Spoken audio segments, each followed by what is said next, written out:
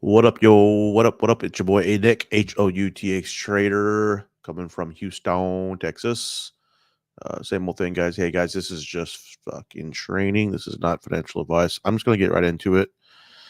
I am not feeling extra chatty Cathy today.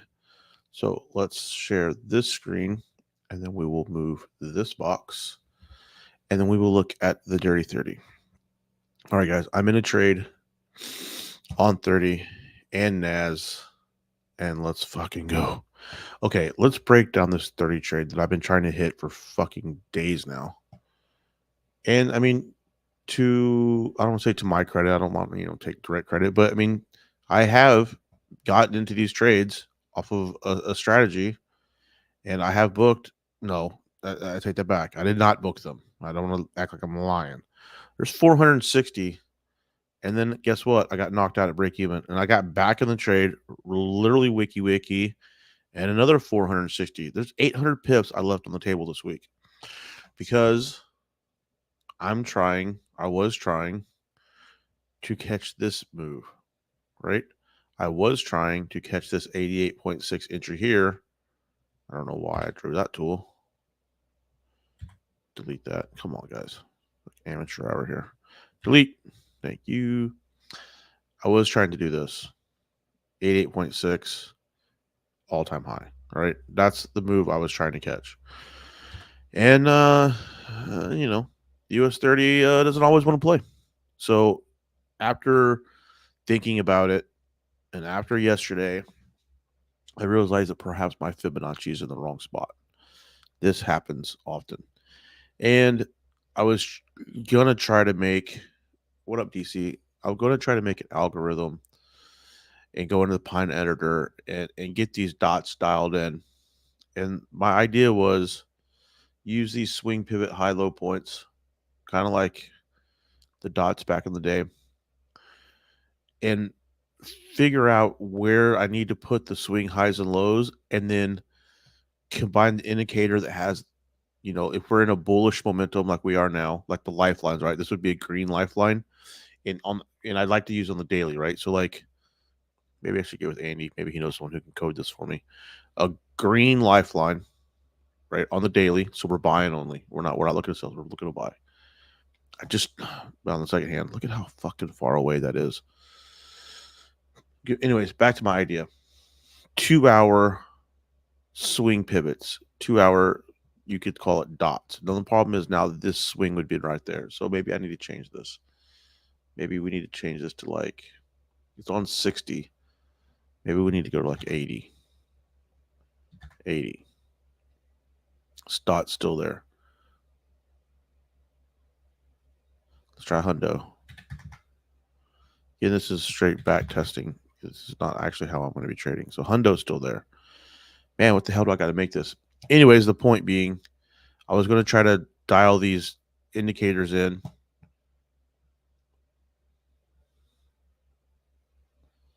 I know you guys like dots, right? Dink. There we go. Dial these dots in, and then have that indicator dialed into where I want it, have it automatically draw the Fibonacci for me in the retracement that I want it, and combine that with an oversold on the RSI. So if I could have the dots and the Fibonacci and the RSI all kind of like dialed in, like auto generated for me, then I could run a back test and then back test the strategy for a year, last 2 years, or whatever the case may be. I would talk to somebody about that. Obviously, the strategy is, I don't want to say more complicated than that, but I mean, it's kind of the three main that I'm looking for. Yeah, nope. Oh, the dot's gone now. 120. But look, it doesn't give me a dot up here. So that sucks. So we got to figure that out. I wonder how Andy, I need to figure out how Andy used to do those dots. Because his dots weren't perfect, but if I could combine those dots with his lifeline. See, I need a dot right here. Why in the fuck is there not a dot right there? Oh, well, back to the drawing board. So anyway, so this is the reason why I took this 30 trade. All right. DC, looks like you're the only one in here. Oh, there's 2 other people in here.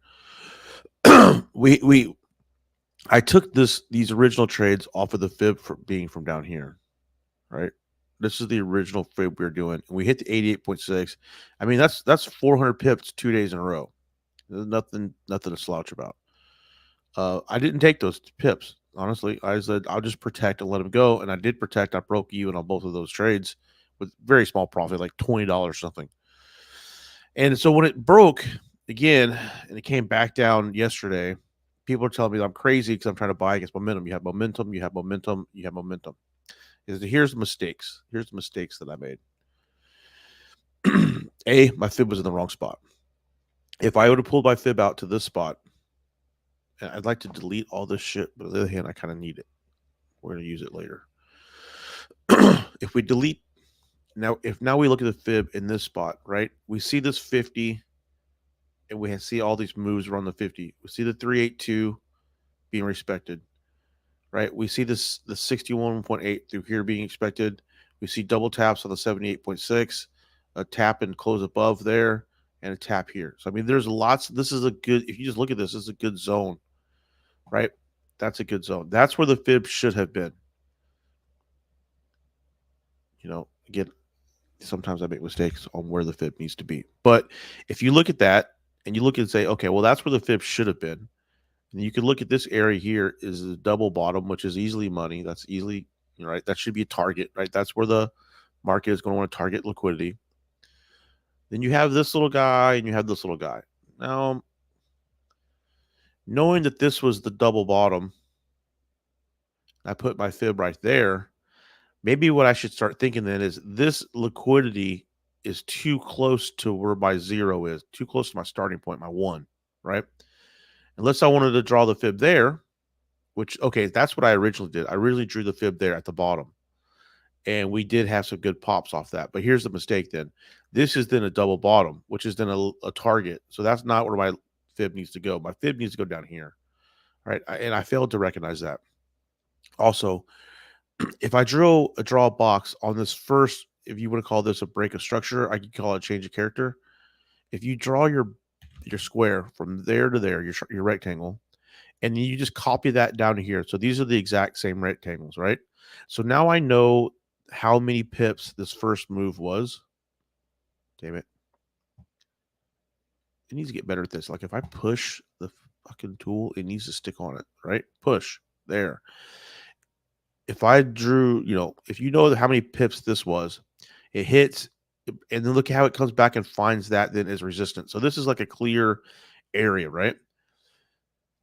And as you can see, this is just the same rectangle. So what I can do then is I can then Fibonacci that move, right? And I want to see price get into that same buy zone, right? So on that move, on that box, you can see that there's a 80, the 78.6 right there. We'll also look on this big gigantic fib from top to bottom. That's also that move, which is our fib we're playing in. It's also the 88.6. So that 88.6 is matching up with this 88.6. So we're starting to kind of build some confluences here, right? So I like that. I should have done all this ahead of time. Again, I'm doing it post action, but I am in the trade now, so it's not like I'm missing the whole thing. But I could have waited and not taken these trades. But again, then on the other hand, that's 800 pips I could have booked. So now let's look at this a little bit further. Now, if you guys know that I'm a second leg guy, right? Here to there. Look at this 23.6. Look at what it did. Tapped it, pushed off, wick below, closed above, and now it's going. So not only do we have our main buy zone in the main fib, we have the second leg hitting TP, right? We have this box right here, which is that first move. We have the Fibonacci on the first move. I drew that in the wrong direction because we're buying. We want to see 88.6. So if you think about this, right, this is 50% of the move, That yellow line in the middle is 50%. So where are we really trying to figure out, like, how do we want to divide that box up? And if you ask me, I want to divide it this way because I want to see what 88% of that box is, right? If I drew it the other way right here, that's just 88. That's just the top. Like, I want to see it from the bottom. I don't know how to explain that any better, but for me, I want to see what's 50%, 60, and what's 88% of that box, especially because we're going, I think, in the buy direction. So maybe that's why my brain is working this way. But if you ask me, here's a better explanation. When it gets down to here, it would have filled up 80% of the box, right? And that's what I want to see. I want to see it fill up 80% of the box. And the reason being, because that's the same thing on the fib. When you draw a fib from top to bottom, like we do, right? And you have the 70, it has then, like, if you draw the box like this, right? And the price goes up, it comes down, and then it has filled up 80%. It has retraced 80% of that box. So that's why I'm drawing it that way. Okay. So I have the 88, 78.6 of that box of that first move being done. And then, just out of curiosity, this is probably not going to work out the way I want it to, but I'm just wondering. Yeah, the 61.8 has then been hit, which is the extension. 3 leg, 1, 2, 3. Here's another mistake that I did. This gap right here, that was a gap over Easter, and it gapped open on Monday. Now, I was like, you know what, that doesn't fucking count. That's just stupid market manipulation. This is just BS. I don't like it. I'm going to continue to draw my fib from where the top was closed on Thursday, and that was a mistake because this then is technically a new higher high, right? Even though it's bullshit, it is a new higher high, and that was the beginning of the 3-leg push. All right. So instead of counting this as the first leg of the 3-leg push, that is incorrect. This is the first leg, second leg, third leg. All right. There's a mistake, another mistake. It's okay. Again, I'm not overly frustrated with these mistakes because if you would have taken the trades, if anyone had taken the trades I called out, I mean, we did hit 800 pips and we did break even. So I didn't lose any money. Like, so it is what it is. This is what I should have been waiting for. And look at the RSI the whole time. Oversold, oversold, oversold, straight divergent the entire time. That's on the 1 hour. That's the 2 hour. It's that way on the 1 hour, 1 hour, 4 hour, blah, blah, blah. You get the idea. It's divergent. So if we have the 3-leg Elliott wave push being completed, which we do, 1, 2, 3 legs complete. All right. I think personally that we saw that some buyers are sitting in the market off of these 2 pushes. Right. There are people who are in the market. Just like I was, and of course, US30 is going to say, no, you guys are too early. I'm going to smash you. And the fib was probably in the wrong spot. We're just too early. It's all good. It's why we protect. And so, yeah, I'm in this 30 buy now, again, for the 3rd time this week. Perhaps I should have been smart and already booked those 800 pips, but it is what it is. On NASDAQ, it's basically the same thing, right? On NASDAQ, I bought, right? And I hit however many pips this was, 300, came down, and then did I break even? I can't remember what happened here. No, actually, you know what? The entire time I was still in the trade. And then finally I moved to break even, and I think it got hit. And then now I just got back in again. So actually I got in late this time. because I was screwing around. What is this box? Anyways, let's refresh this. So yeah, I mean, I was up 5-6% this week. I let it all go, but it is what it is. I'm up right now a 0.5% because the market's just going, and I'm also in the U Chef sells. So here's the deal with these pairs. All right, I said UJ was a stupid trade to begin with because we're flying too close to the moon. It's exactly what happened. It broke out. No big deal. And I protected that trade. Actually, I think I just got out of it. So I'm gonna start trading these pairs if and when I do trade these pairs on more like the daily.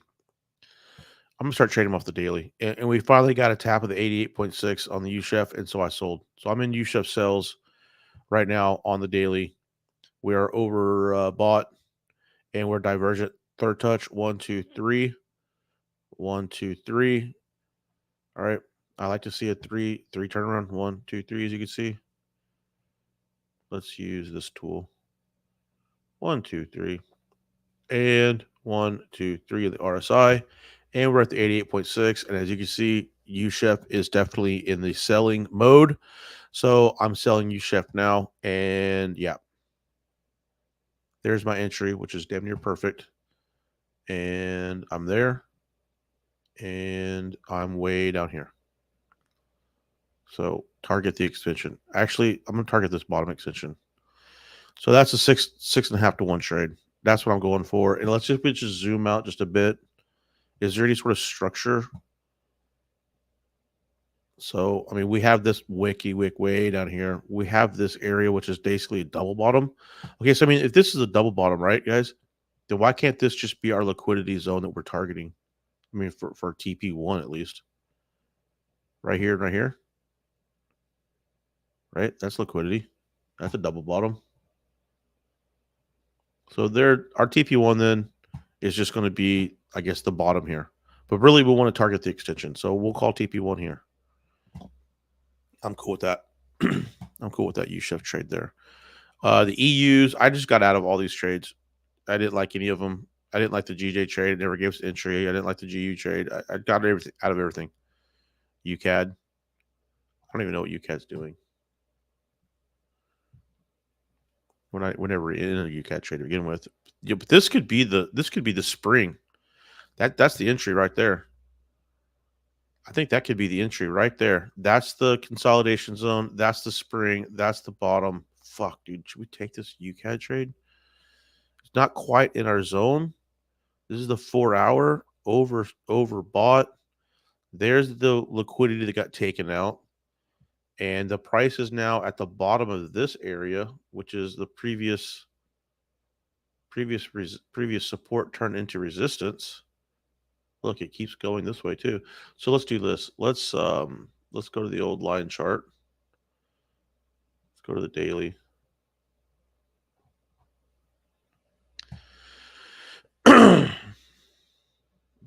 Let's just delete this because that doesn't look super clean. We could do this right here. And it's right there. There's the line. Look, there's the bottoms. There's the bottom. There's the top. There's the top. Okay.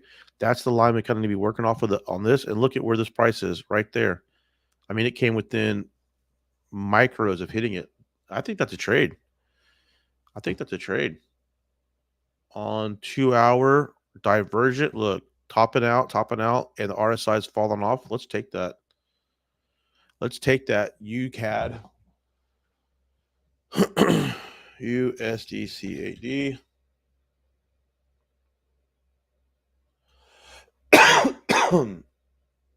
New order. Our stop loss then, let's just zoom out a bit. Reset. Candles. I'm going to put my stop loss just like right up here. I'm going to let it have these candles of oil, but for now, we'll just put it right here. 1.3825. 1.3825. 1.3825. We're going to risk a 0.5%. No big deal. And what's our TP then? We want our TP to be at least down here below this liquidity. So we'll call our TP 329. 1.329. 1.329. It's really not a good P&L, is it? That's really not a good risk to reward ratio, because that's a fucking hell of a stop loss. Let's see if we can dial this in. Okay, let's go to the 8 hour. Let's reset this. Let's see if we can dial this in. Look at those doji candles on reversing. So we really don't, if we really think this is the top, we really don't need that much of a stop loss, right? So let's just take our stop loss down a bit then. We're in here. Let's just take our stop loss right above the 78.6, which is sketchy. I mean, which is sketchy because look at these fucking candles right here. Right? Look at these fucking guys. So, but if this is the top, then it's the top. I mean, it shouldn't come back, right?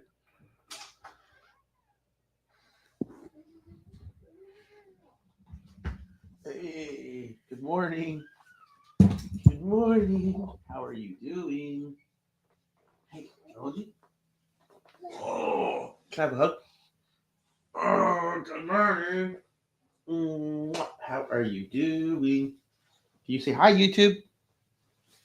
Can you say hi, YouTube? Hi, YouTube. You want to see what you look like on the internet?